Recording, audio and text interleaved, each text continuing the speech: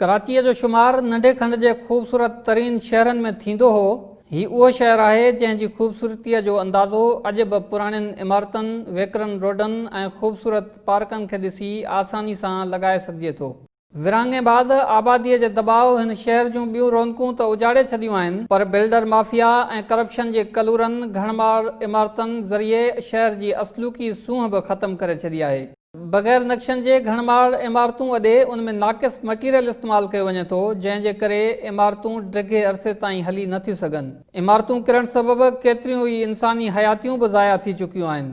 लियारी, गोलीमार, गुलिस्तान जोहर ऐं ॿियनि इलाइक़नि में इमारतूं किरण वारनि वाक़िअनि खां पोइ सिंध हुकूमत जी हिदायतनि बैदि सिंध बिल्डिंग कंट्रोल अथॉरिटी जी अख़्तियारियुनि पारां कमज़ोर इमारतुनि जी सर्वे मुकमल कई वई आहे।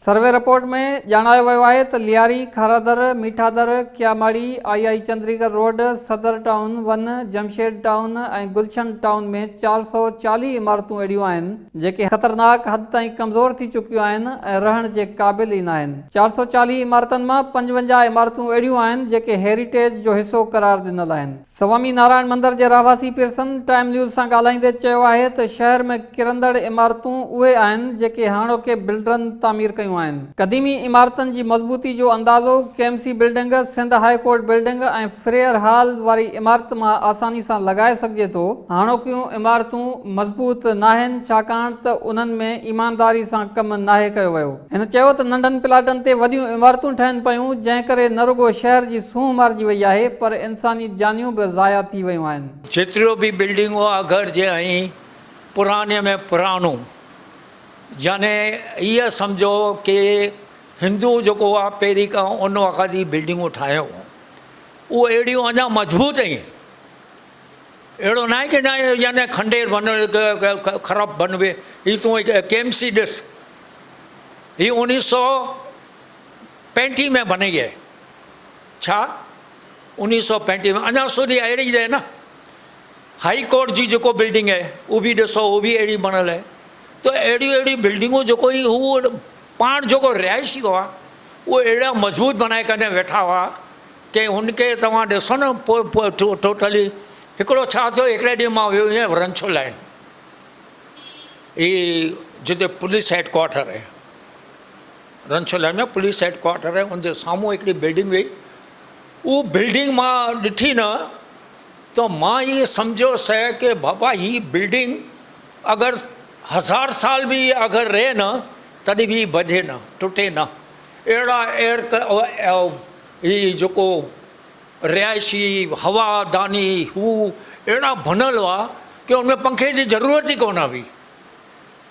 हाणे उहा बिल्डिंग खे उन छा कयो, कोई हिकिड़े माण्हू ख़रीदे करे हुनखे तोड़े छॾे, तोड़े करे हुते बिल्डिंग बनाए थो। कि पहिरीं जे दौर जी जेको बिल्डिंग हुई उहा कमज़ोर कोन आई, पर हीअ आहे कि हिकिड़ी ॻाल्हि हीअ छाजे लाइ करे करनि था कि माना उहा बिल्डिंग में याने फर्स्ट फ्लोर या सेकंड फ्लोर हीअ अगरि बनल आई त उहो चवंदा कि हाणे मां हिते 5 माड़े जी बिल्डिंग ठाही आहे। तंहिंजे लाइ करे छा कंदो तो भॼे करे 5 माड़े। हाणे हू उनखे बिल्डिंग में मिली मुफ़्त में, पाण वेठो सभु कुझु मिलियो आहे उनखे। हाणे उनखे भॼे करे त पैसो खोड़ मिलंदो न। अगरि हिकिड़ी बिल्डिंग अहिड़ी जान तो भॼे करे उनखे तोड़े करे बनाईंदो तो करोड़ों रुपया कमाईंदो। ये इलाका रिलीजियस ट्रस्ट प्रॉपर्टी है, हेरिटेज बिल्डिंग नहीं है। हमारे ट्रस्टीज जो हैं, हमारे लोग जो हैं, वो इसको हेरिटेज में कन्वर्ट करना चाहते हैं, लेकिन ये हेरिटेज प्रॉपर्टी नहीं है, ये रिलीजियस ट्रस्ट प्रॉपर्टी है। और हम जितने भी यहाँ हमारी बिरादरी के मतलब हिंदू कम्युनिटी के हैं वो किसी भी तरह ये नहीं चाहेंगे कि इसका जो रिलीजियस प्रॉपर्टी का जो इसका पोजीशन है वो ख़त्म हो किसी भी तरह, और इसको हेरिटेज में कन्वर्ट करके इसमें तोड़ फोड़ की किसी तरह की इजाज़त दी जाए, ये हम कभी नहीं चाहेंगे। बाकी इख्तियार है, जो भी जैसा चाहे वो कर ले। यहाँ कराची में भी ऐसा होता है कि अभी तो बिल्डिंग बनी भी नहीं है, आप बनाने की कोशिश कर रहे हैं। अभी पहला माल बनाया, दूसरा माल बनाया, तीसरा बनाने जाते हैं तो वो तीनों माल ज़मीन में पड़े होते हैं। आज की बिल्डिंग है, और पुरानी बिल्डिंग है नेचुरली 100-150 साल की। अब ये 1985 में ये पूरी जगह बनी हुई है, कुछ जगह को छोड़ के। अभी यहाँ हमारा ये हॉल है बाजू में, मंदिर था पहले, ये उसको अपने तरीके से अलग तरीके से बनाया है। ये 150 साल में इसकी एक कंकर भी नहीं हिलती थी। अब जो है अगर आप उंगली मारें तो वो प्लास्टर नीचे गिर रहा है, तो इसको आप क्या कहेंगे। सिंध बिल्डिंग कंट्रोल अथॉरिटी पारां ख़तरनाक करार नल 440 इमारतुनि मां जेके 55 इमारतूं हेरिटेज जो हिस्सो आहिनि, उन्हनि बाबति आगा टे आसारनि वारे खाते जी अख़्तियारनि जो चवणु आहे त हेरिटेज वारी इमारतुनि जी ज़बून हाली बाबति असां पाण ई सर्वे कराईंदासीं, जंहिं बाद ई उन इमारतुनि जी मरमत कराई वेंदी।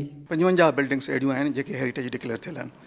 उन्हनि 55 में असीं लिखियो आहे बिल्डिंग वारनि खे त तव्हां असांखे महिरबानी करे जेकी तव्हांखे पंहिंजे इंजीनियर्स रिपोर्ट ॾिनी आहिनि उहा असां सां शेयर कयो त असीं बि उहा सर्वे कराए सघूं, ॾिसूं त वाकई उहे सभई 55 जेके आहिनि उहे सफ़ा डेंजरस आहिनि या उन्हनि में का अहिड़ी आहे जंहिंजी रिपेयर वग़ैरह करे सघूं। छो त असां वटि वरी हिकिड़ी कमेटी ठहियलु आहे, एडवाइज़री कमेटी, जंहिंमें हीअ सभु शयूं असां खणी वेंदासीं ऐं उन्हनि खां अप्रूवल वठी करे पोइ उनखे डीलिस्ट करिणो आहे या जेको बि कुझु उहो फ़ैसिलो वठंदा। जे अगरि वाकई सफ़ा उहे डेंजरस आहिनि ऐं कहिड़े टाइम ते बि किरी सघनि थियूं त असां कोशिशि कंदासीं त जल्द जल्द उनखे डीलिस्ट करे उनखे इजाज़त ॾिजे त उहो उनखे ठाहे सघनि। की असां वटि हेरिटेज डिक्लेयर थियल आहिनि उहो ज़िले साउथ में ई थियल आहिनि, उन में कैमाड़ी बि आहे, पंहिंजो हीअ सदर वारो इलाइक़ो बि आहे, पर इन में इहा आहे न त बरसाति जे करे को डेंजरस आहिनि। इहे अॻ में ई घणे अरसे खां डेंजरस करार ॾिनल आहिनि या सफ़ा ख़तमु थियल आहिनि।